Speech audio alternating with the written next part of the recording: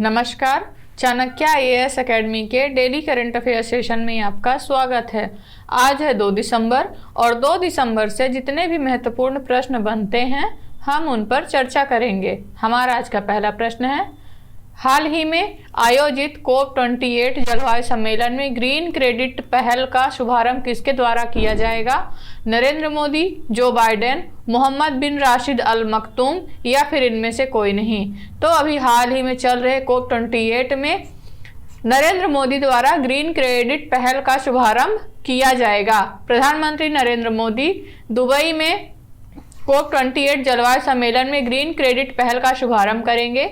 यह COP28 में भारत और संयुक्त अरब अमीरात द्वारा संयुक्त रूप से आयोजित एक महत्वपूर्ण कार्यक्रम है। यह सहयोगात्मक प्रयास पर्यावरण और जलवायु परिवर्तन मंत्रालय द्वारा शुरू किए गए ग्रीन क्रेडिट कार्यक्रम के सिद्धांतों के अनुरूप है।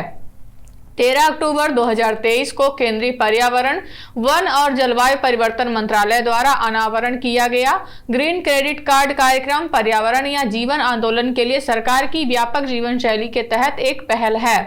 अपने प्रारंभिक चरण में ग्रीन क्रेडिट कार्यक्रम 2 आवश्यक गतिविधियों को प्राथमिकता देता है, जो जल संरक्षण और वनीकरण है।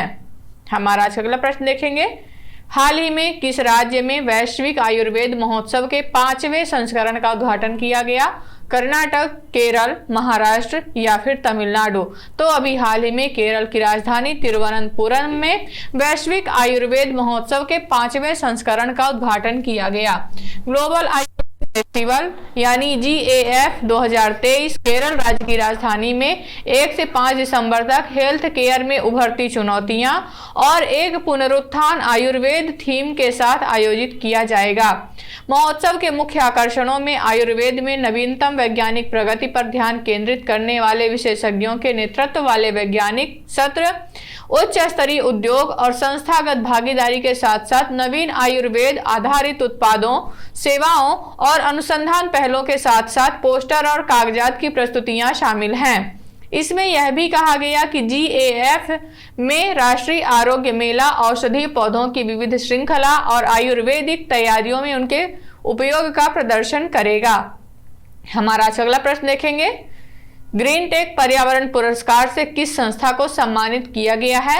NTPC, भारतीय एयरटेल, IRCTC या फिर इनमें से कोई नहीं। तो अभी हाल ही में NTPC को ग्रीन टेक पर्यावरण पुरस्कार से सम्मानित किया गया है।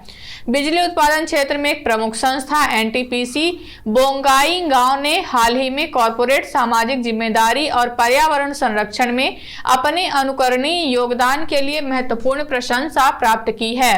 पावर स्टेशन को ग्रीन टेक फाउंडेशन से 2 प्रतिष्ठित पुरस्कार प्राप्त हुए हैं, जो टिकाऊ प्रथाओं और सामाजिक जिम्मेदारी के प्रति अपनी प्रतिबद्धता को रेखांकित करता है। ग्रीन टेक पर्यावरण पुरस्कार जिम्मेदार और नवीन प्रथाओं को स्वीकार करने के लिए एक पहचान है, जो स्थिरता को बढ़ावा देते हैं, पर्यावरणीय प्रभाव को कम करते हैं और समाज के लिए अस्थायी लाभ पैदा करते हैं। हमारा अगला प्रश्न देखेंगे, हाल ही में किसे प्रतिष्ठित लीजियन डी ऑनर सम्मान से सम्मानित किया गया है? ललितांबिका VR, डॉक्टर रितु करिहल श्रीवास्तव, निगार साजी या नंदिनी हरिनाथ? तो अभी हाल ही में ललितांबिका VR को लीजियन डी ऑनर सम्मान से सम्मानित किया गया है। प्रतिष्ठित वैज्ञानिक और भारतीय अंतरिक्ष अनुसंधान संगठन में मानव अंतरिक्ष उड़ान कार्यक्रम की पूर्व निदेशक ललितांबिका VR को प्रतिष्ठित लीजियन डी ऑनर से सम्मानित किया गया। यह पुरस्कार उन्हें बेंगलुरु में आयोजित एक समारोह में भारत में फ्रांस के राजदूत थियेरी माथौ द्वारा प्रदान किया गया।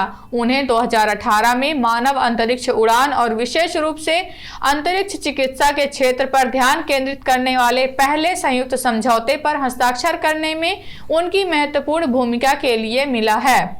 हमारा अगला प्रश्न देखेंगे, इंश्योर इंडिया अभियान हाल ही में किसके द्वारा शुरू किया गया है? RBI, SBI, HDFC लाइफ या फिर इनमें से कोई नहीं। तो अभी हाल ही में HDFC लाइफ इंश्योरेंस द्वारा इंश्योर इंडिया अभियान की शुरुआत की गई है।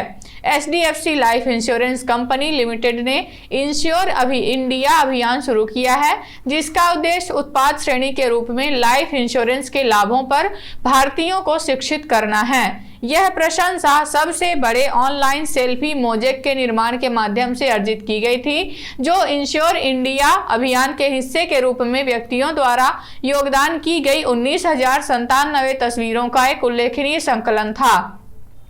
इंश्योर इंडिया अभियान साझा जिम्मेदारी की अवधारणा का प्रतीक है, जिसमें सकारात्मक बदलाव लाने के लिए कर्मचारियों, भागीदारों और ग्राहकों को शामिल किया गया है। हमारा आज अगला प्रश्न देखेंगे। हाल ही में किस राज्य में अमेरिकी दूत एरिक गारसेटी ने हम्प विश्व युद्ध द्वितीय संग्रहालय का उद्घाटन किया है? मिजोरम, मेघालय, अरुणाचल प्रदेश या फिर असम? तो अभी हाल ही में अमेरिकी राजदूत एरिक गारसेटी द्वारा अरुणाचल प्रदेश में हम्प विश्व युद्ध द्वितीय संग्रहालय का उद्घाटन किया गया है।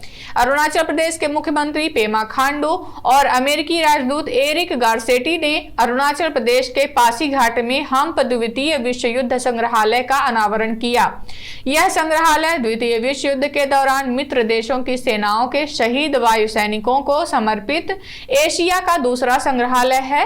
हम्प मार्ग अरुणाचल प्रदेश, असम, तिब्बत, यूनान और म्यांमार के क्षेत्रों से होकर गुजरता है।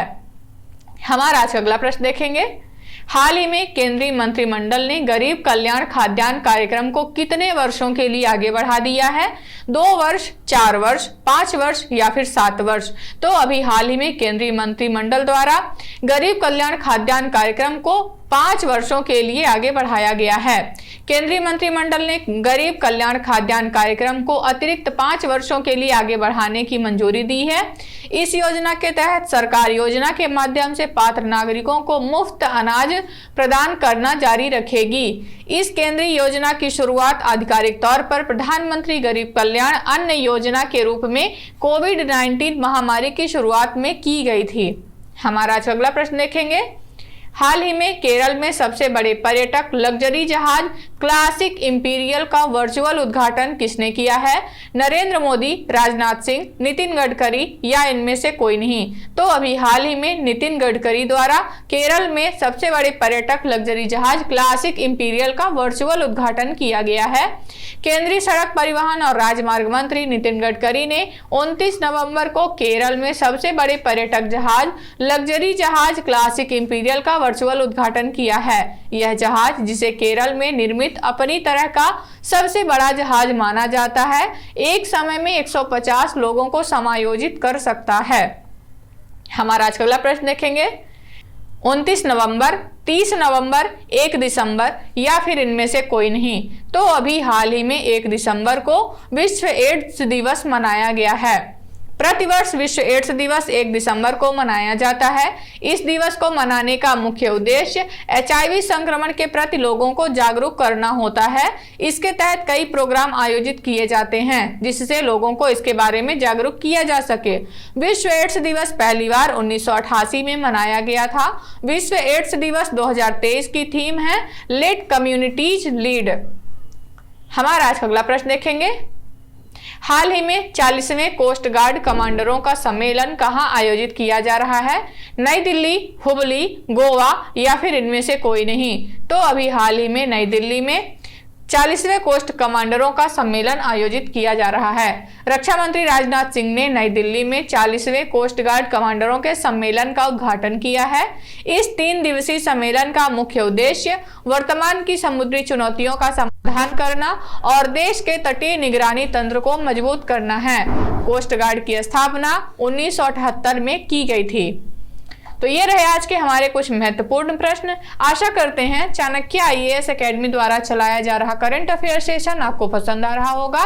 हमारे ऐसे और भी कंटेंट से जुड़ने के लिए चैनल को सब्सक्राइब करें और बेल आइकन दबाना ना भूलें। धन्यवाद।